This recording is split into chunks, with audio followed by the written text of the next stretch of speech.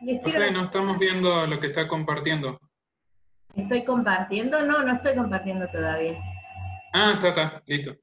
Ya voy a compartir, estoy viendo hasta dónde llegamos ayer con Juan Manuel. ¿Vieron en presupuesto el procedimiento también? Cuando vimos déficit fiscal, era que nos quedamos en esta parte de la Constitución. Estado y gobierno. Habíamos cortado en la parte de la Constitución, profe, porque dijo de que era demasiado, se extendía demasiado y entre otras cosas. Sí, ahí quedamos. Ahora voy a compartir.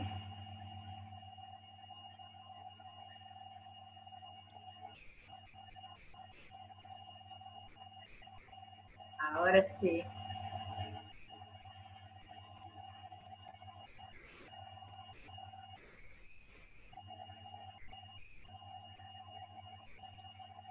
Bien. Vimos la diferencia, sí, entre Estado y gobierno, porque dijimos, en realidad esto es como nuestra Constitución lo establece. Nosotros tenemos una forma de gobierno representativa, republicana y federal. Quiere decir que, por un lado, tenemos representativo, quiere decir que el pueblo no delibera ni gobierna, sino a través de sus representantes. Nosotros elegimos por el voto popular nuestros representantes. Además es republicano, se basa en el principio de la división de poderes propio de la República.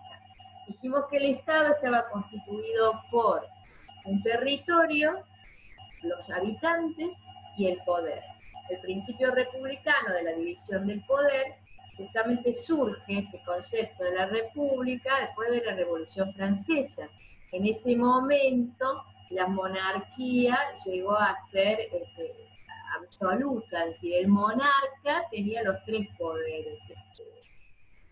Dictaba la ley, la ejecutaba y también juzgaba. Entonces, lo que acá se trajo con el advenimiento de la República es la división de poderes que en realidad son funciones.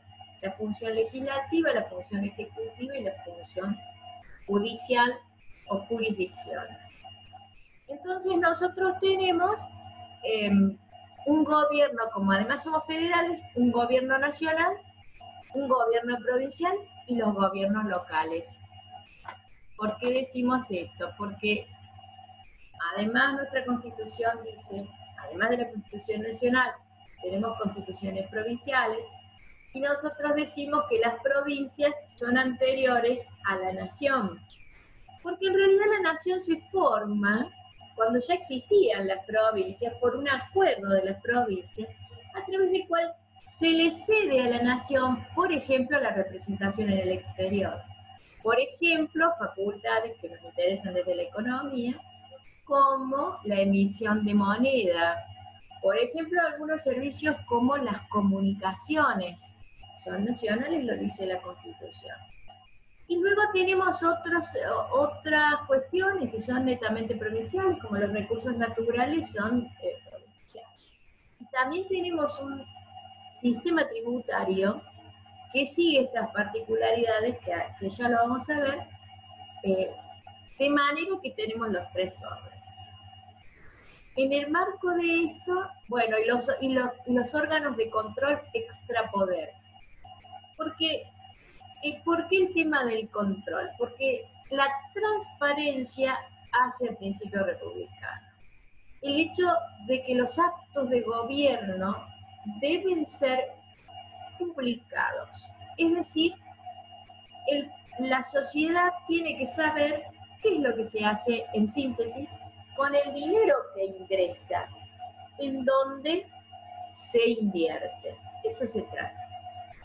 Y para eso, para distintos tipos de controles que no nos hacen a nuestra materia de economía, pero es simplemente a modo que ustedes sepan, existen organismos de control que se llaman extrapoder, que tienen una relación en cierto modo con el legislativo o con el ejecutivo, pero que su función es una función de control, generalmente control externo. Por ejemplo, el legislativo controla al ejecutivo y quien colabora en ese control es la Defensoría del Pueblo, que tiene una relación con el Poder Legislativo, pero la Auditoría General de la Nación, también está la Defensoría del Pueblo, a nivel nacional. A nivel provincial también la Defensoría del Pueblo tiene una relación con el Poder Legislativo, de hecho se designa a través del Poder Legislativo el defensor, y el defensor tiene un cierto control sobre el Ejecutivo en materia de servicios públicos, de cuestiones ambientales, de algunos derechos en particular. Otros órganos autárquicos, bueno, la Auditoría General de la Nación, que realiza el control externo de todo lo que es administración, ingresos y egresos. La Auditoría General de la Nación realiza el control de la cuenta de inversión, que vimos la importancia que tiene la cuenta de inversión. Y otros que dependen, por ejemplo, que tienen una relación con el Poder Ejecutivo son, por ejemplo, los entes reguladores de servicios públicos. El caso del Tribunal de Cuentas es provincial, y el Tribunal de Cuentas en la provincia también lleva a cabo un control de tipo externo, al estilo parecido al que realiza la Auditoría General de la Nación, después de la reforma del 94 de la Constitución. Esto es simplemente para que sepan que existe. Y algunos otros mecanismos de participación, como dice esta filmina, en lo que hace las audiencias públicas, consejos consultivos, iniciativas populares legislativas. Cada vez más la participación de la sociedad es importante en las decisiones que tome el gobierno, en las decisiones de los actos de gobierno, porque hacen a su publicidad. Entonces es importante estos digamos, institutos que permiten que de alguna manera la sociedad participe al momento de la toma de decisión, no después que se decidió, sino al momento de la toma de decisión. Bueno, esta es la forma de gobierno. Esto sí nos importa desde el punto de vista de la economía, la conformación del Tesoro Nacional.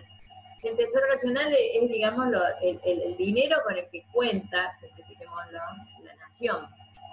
Vamos a ver la nación como ejemplo, porque después tenemos que ver la provincia, pero esto no es una clase de derecho, sino de economía.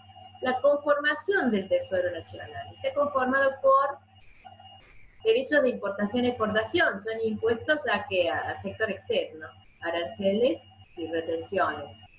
Venta o locación de tierras nacionales, dijimos que el Estado puede ser también titular, como un privado, de una tierra determinada, entonces puede venderla. Puede comprar o puede vender. Si vende, vienen ingresos al Tesoro Nacional. La renta de correos, que actualmente se entiende como comunicaciones, es decir, por eso las licencias en materia de comunicaciones las otorga el Estado Nacional y recibe por esas licencias las rentas que le corresponden. Entonces, estas rentas por comunicaciones en general conforman el Tesoro Nacional. Todo tipo de contribuciones o tributos, digamos, impuestos que establezca el Congreso Nacional. Y empréstitos o créditos que pueda tomar la nación. Bueno, esto sí me interesa que sepan, porque hace a la división de funciones y hace a nuestro sistema tributario. Las aduanas son nacionales.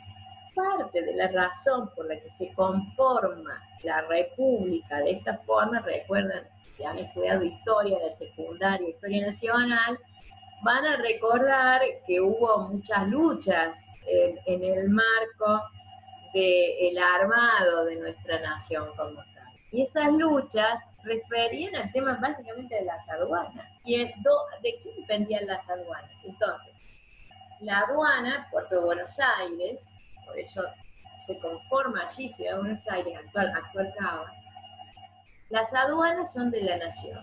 Quiere decir que los impuestos de importación e exportación son nacionales. No van a las provincias. Quiere decir que la nación, a través de AFIP, de la Administración Nacional de Aduanas, recauda los impuestos a la importación y a la exportación y van a conformar el tesoro de la nación. no van al progreso. Bueno, otras características como la libertad de circulación entre provincias, lógicamente también eran parte de lo que está representado en la Constitución, el derecho a trabajar, estas son una serie de derechos generales, beneficios. Esto es importante, lo que sí es importante acá. La igualdad ante la ley como base del impuesto, lo hemos dicho, el impuesto tiene que ser creado por ley. No puede el Ejecutivo crear un impuesto.